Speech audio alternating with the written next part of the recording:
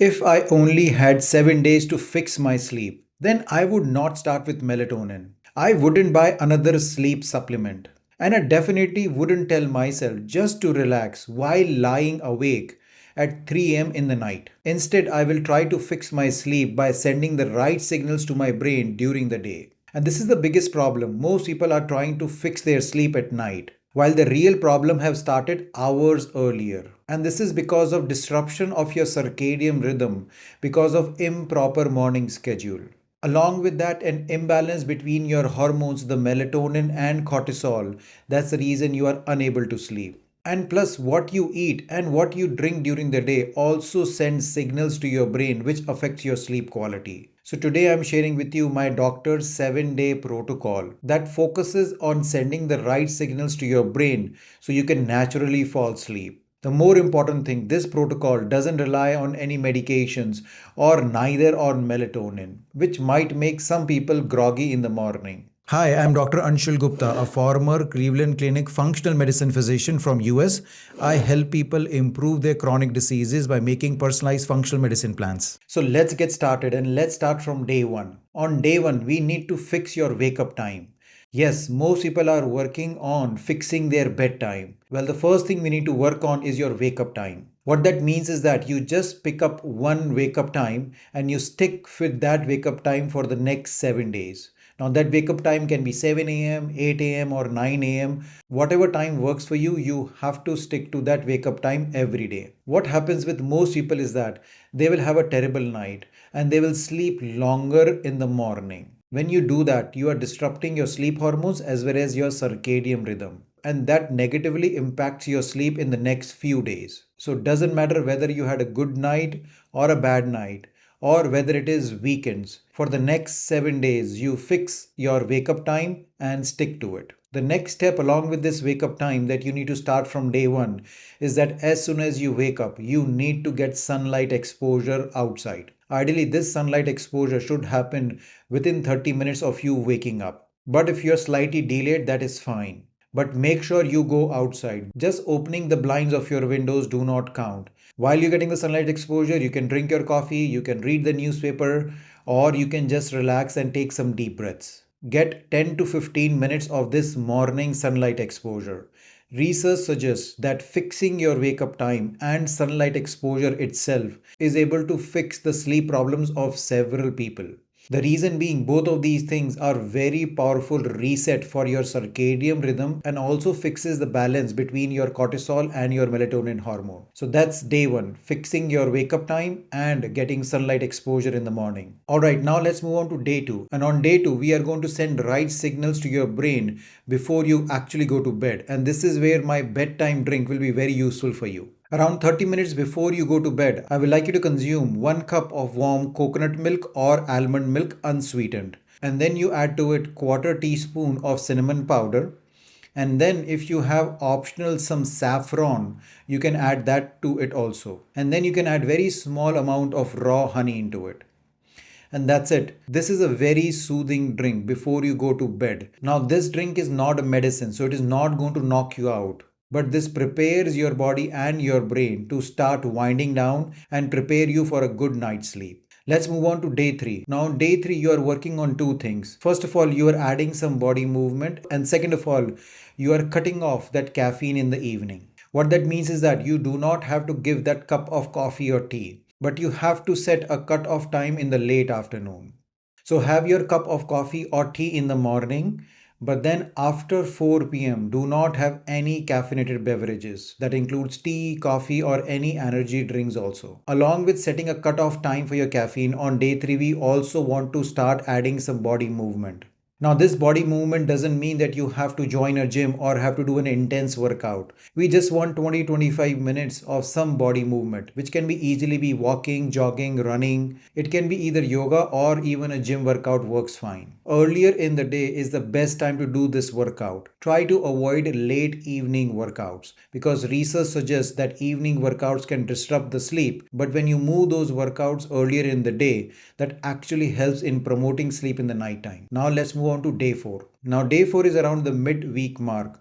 Now either two things have happened. While working on those initial 3 days, you're already starting noticing an improvement in your sleep. Or the second thing which can happen is that you have not noticed any difference. So the day 4 decides which bucket you are in.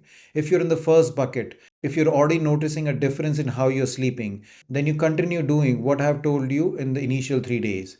But if you are in bucket 2, where things are not working for you, then day 4 we have to ramp up the protocol for you.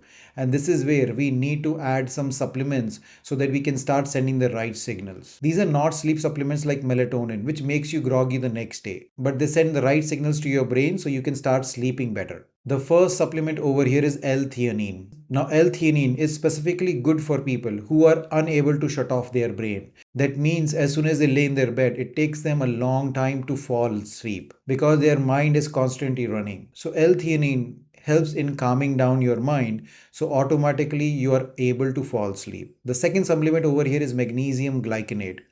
Now, magnesium glycinate again has shown in several research studies to improve the sleep quality. Magnesium plays a significant role in improving your circadian rhythm as well as participates in improving your nervous system health and thereby indirectly working on improving your sleep quality.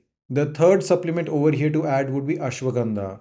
Ashwagandha is an adaptogenic herb which has been used in Ayurvedic medicines for centuries now. Ashwagandha works for people who are wired and tired in the evening. That means they're really tired, but they feel their brain is very wired and they're unable to calm down and go to bed or sleep. So, ashwagandha can work in the backgrounds and improve the sleep quality in those people. Now, ashwagandha and magnesium can also help people specifically who have this problem of waking up at 3 am in the night and unable to fall back to sleep, because again they are helping in rebalancing your cortisol hormones as well as your nervous system, which is mainly responsible for you waking up at 3 am in the night. That's day 4, adding these biochemical signals to your body in the form of supplements so that way they can help you in fixing your sleep. Now let's move on to day 5. Now day 5 is basically building that wind down time before you go to bed, and this starts 1 hour before you go to bed. This is also what we call as sleep hygiene. Basically 1 hour before your bedtime, I want you to shut off all the screens, whether it is your laptops, your mobile phones or your TV screens, and then plus try to dim your lights and use very minimal lighting. Also, if you can take a warm shower 1 hour before your bedtime, that also will help in sending the right signals to your brain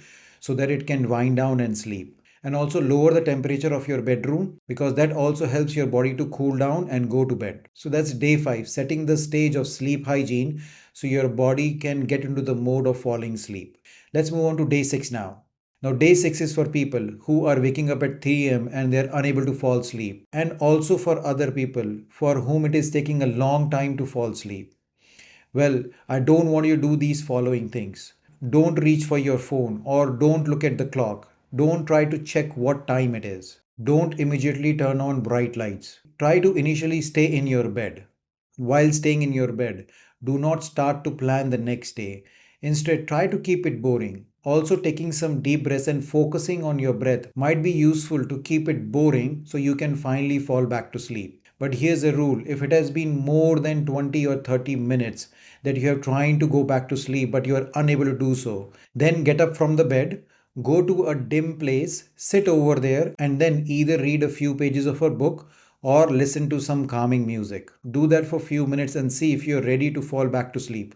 And in that time, go back to your bed and try to go back to sleep. That's day 6. Now, finally, we're entering day 7.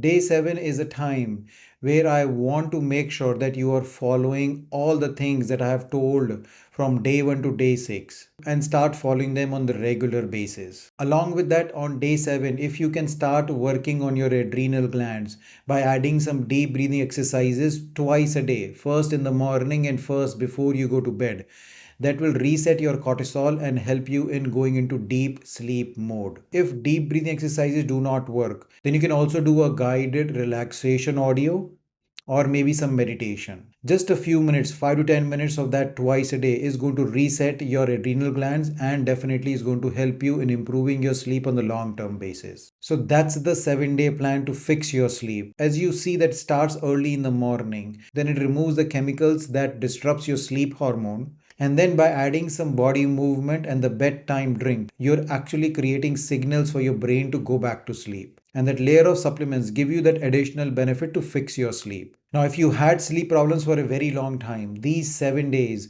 might not fix your sleep completely, but this will give you the right starting point to send the right signals to your brain so eventually you will fall asleep. So, for those people, these 7 days are not enough to reset your sleep, then I will like you to continue this protocol for the next 3 to 4 weeks so that your brain starts getting the right signal, your melatonin and cortisol hormones starts rebalancing, and you'll start noticing an improvement in your quality of sleep slowly. So give this protocol a try and let me know in the comment section which of these things help you the most. Also, make sure you like and subscribe to my channel so you keep on getting this great information in the future also, as well as share this video with others who might benefit from it. Until next time, take care. Bye bye.